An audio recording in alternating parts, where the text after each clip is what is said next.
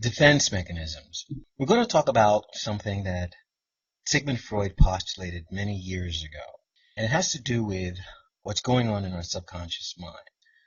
What Sigmund Freud said is not just about what you do, but it's also about what you do in connection to the world around you. And this is a huge departure from behavior modification. But then there's this other layer. You're not even aware that you're doing it. It's subconscious, part of the subcortical mind. Now, what Sigmund Freud said is we all come into the world born with an id.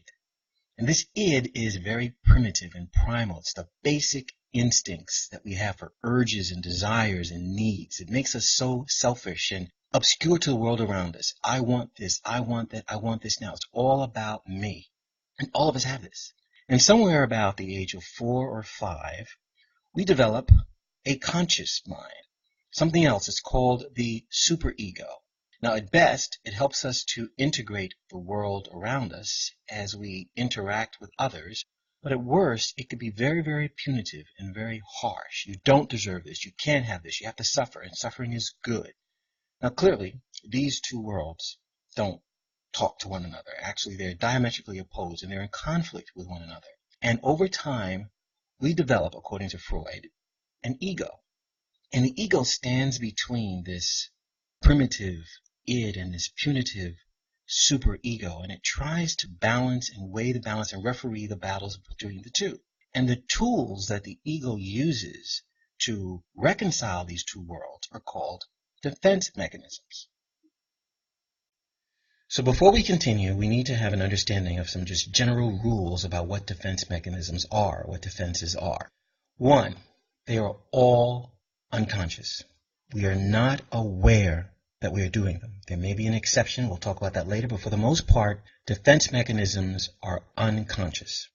Two, they change over time. So what I mean is you're not limited to a specific defense mechanism. Defense mechanisms change, and throughout life, depending on the anxieties or the issues or the things that you're dealing with, you may be developing other defense mechanisms.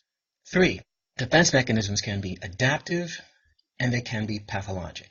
Now, defenses, if you think about it, can have a negative connotation. So if defenses are adaptive, they're really coping mechanisms. They're helping us to deal with anxiety until we have a chance to accept it or work with it. And if we can do that, if that works, it's a good thing. It's an adaptive thing. However, if it pushes anxiety so far away that we can never deal with it, that's when it becomes pathologic.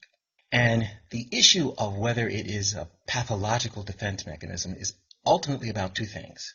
Number one, how intense it is, and number two, to the extent to which we use it.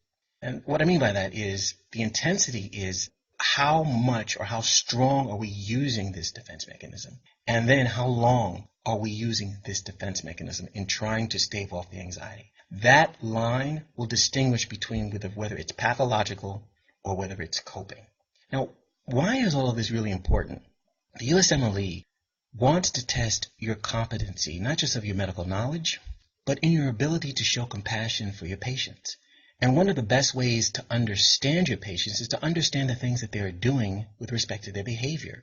You are going to see defense mechanisms in your colleagues. You're going to see defense mechanisms in the patient that you're dealing with. And it gives you the tools to deal with them under these circumstances. And you as physicians are not insulated from using defense mechanisms even in your own practice. And over time, as you recognize this, you have a better understanding of yourself, and it makes you a much better, well-rounded physician. So moving forward, we're going to talk about defense mechanisms, and this is why it is important for the USMLE. You will be given questions to test that competency, not just beyond the fundamentals of medicine, but the fundamentals of how to treat patients.